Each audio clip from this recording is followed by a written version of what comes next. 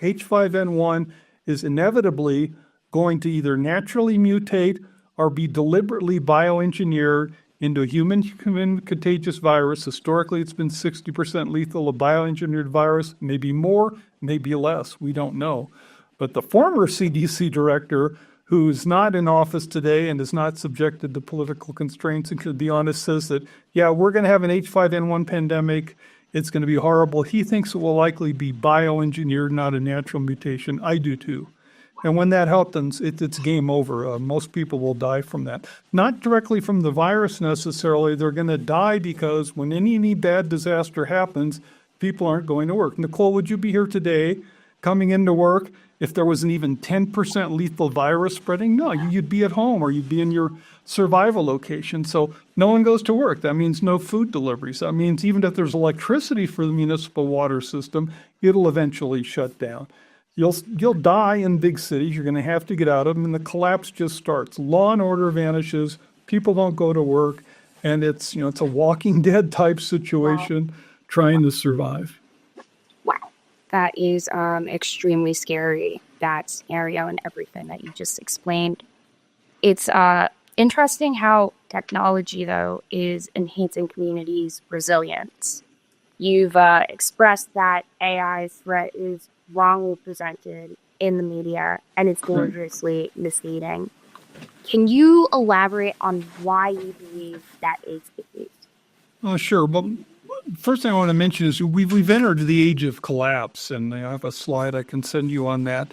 But it's new technologies is one of the leading drivers, but there are other problems. We're a highly interdependent economy. Any disruption anywhere and things stop working. We have people who are not resilient. We know how to raise food and use hammers and do, basic growing Jerusalem artichoke and crops and taking care of chickens and sheep and goats and all that. Most Americans don't and don't necessarily do that. So we're a less resilient people. We're a more vulnerable economy and a lot more technologies that can be used to kill people. And that's kind of the situation today. Is it used to take, an Attila the Hun with an army of hundreds of thousands. Nowadays, with new technologies, a single individual can shut down an economy, trigger a collapse. Lots of ways to do it. AI is by far the worst that we face today, and the reason is not what people talk about. AGI, aware computers, bad robots.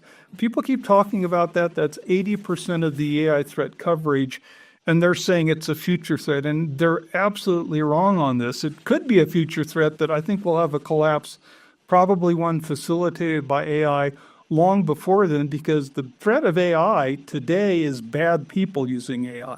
So artificial intelligence is being widely used to develop new drugs and medicines.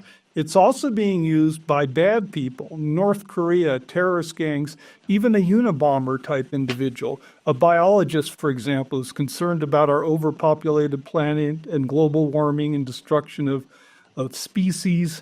A biologist there's probably one, maybe several of them out there, using bioengineering, CRISPR technology, and now artificial intelligence to develop better means to develop a deadly new virus that's highly transmissible, highly lethal to kill off humans. And people know about this. I mean, this is all over the place. The news about, Peter Thiel, for example, has a survival place in Australia. Zuckerberg has a huge survival facility in Hawaii. The top AI executives are aware of it. But, good people, good AI people, founders like Geoffrey Hinton, they've said that this is an extinction threat, artificial intelligence, and we need to be treating artificial intelligence like a weapon of mass destruction. It is. It's going to be used to design new viruses. We ran a simulation in our Collapse Survivor app where people use artificial intelligence to develop better means to enrich uranium. What's the main way we enrich uranium now to make nuclear weapons? It's the same technology, centrifuges, we used in the early 1940s. Are you telling me there's been no advances in chemistry or material science since the early 1940s? Of course not. There's all kinds of advances in ways. So artificial intelligence will be misused by bad people now to develop new means to enrich uraniums and invent nuclear weapons. We ran a scenario on that on the Collapse Survivor app, and terrorists detonated 3 nuclear weapons in downtown cities across the U.S. and killed millions and shut down the U.S. because we had no idea how they were doing it, who had them, and when they were coming next. And I could spend hours fantasizing about thousands of feasible ways for AI to be misused, and odds are I won't even hit the one that AI ultimately comes up with. So someone's going to use AI to sit down and program and say, hey, North Korea, Russia, China, I want to destroy as many Americans as I can. I don't want it to be linked to me in Russia. How do I do it? They put it to work, and it'll invent some brand new way that we hadn't thought of. I mean, you're familiar with Go and how AI beat the best player of Go using a strategy that humans in thousands of years had never come up with. We didn't even understand what was going on. And by the way, even today on AI people will tell you there are all kinds of ways that AI works, and we don't know how it's working. We already don't understand AI capabilities. It's not like we have a program controlling ChatGPT. It has learned, and it's doing stuff that even the people there who've run it, developed it, will admit they don't really know how it's working. It's working, but it's doing something. So it may already be at an AGI level and not even know it yet. But anyway, the problem with AI is it's going to develop new means. For example, you just think of them logically, how they could come up. AI could develop some new chemicals, some new product that when it combines with the chemical in a water treatment plant in a municipal water system, turns into a poison that we've never had before. And maybe they tweak it and they get it to it's a poison where it doesn't kill you for 3 days. So they take it and they put it all over the place. No one's checking for this new chemical. No sensors are going to pick it up.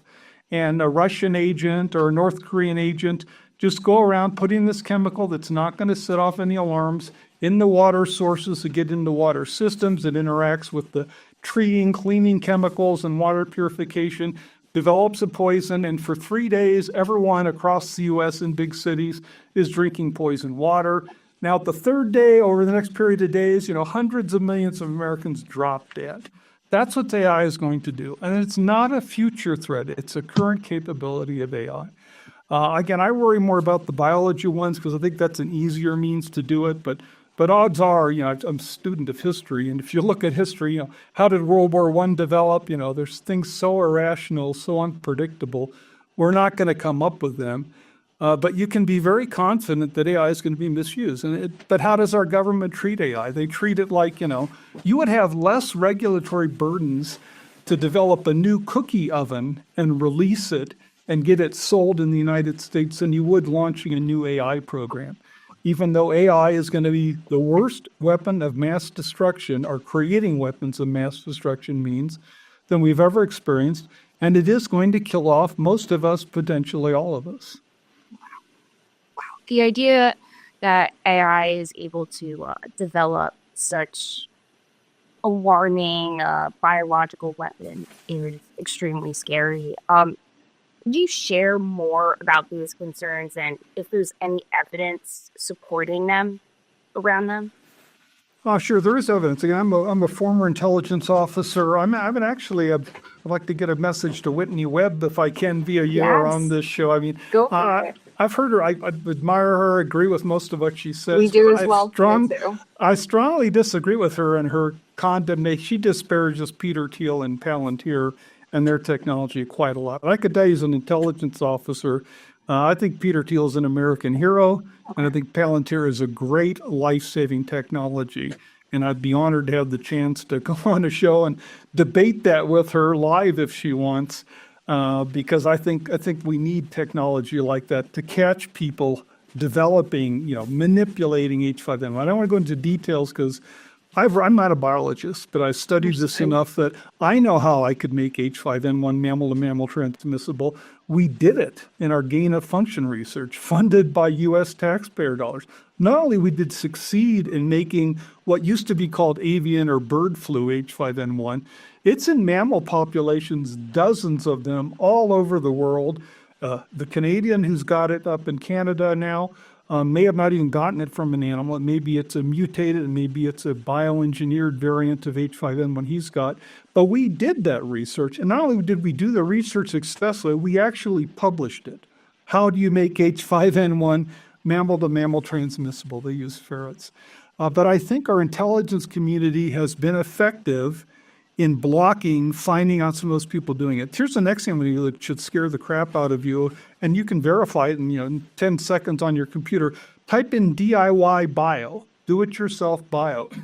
It's an on-site place. It's an internet community where they screw around with bioengineering and CRISPR technology, and they invent new creatures, new viruses, whatever they want to do.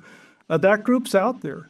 But I'm hoping our intelligence community is watching that. And that's where technology like Palantir can come in so we can find some of that and hopefully head it off. There was a female biologist, who wrote an article talking about overpopulation. Again, she's a biologist.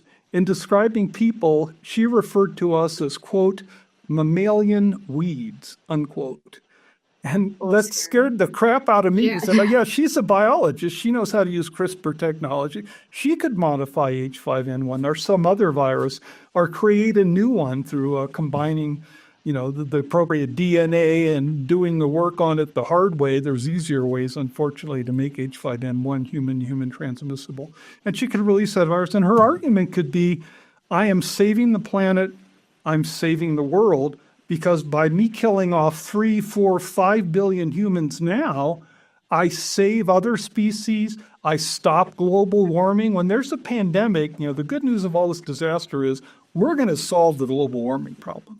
Because when there's a collapse, the economy's not functioning. You're not creating any industrial pollution. And then billions of people die, so you're not talking about, there's a 2 or 3% reduction in global warming.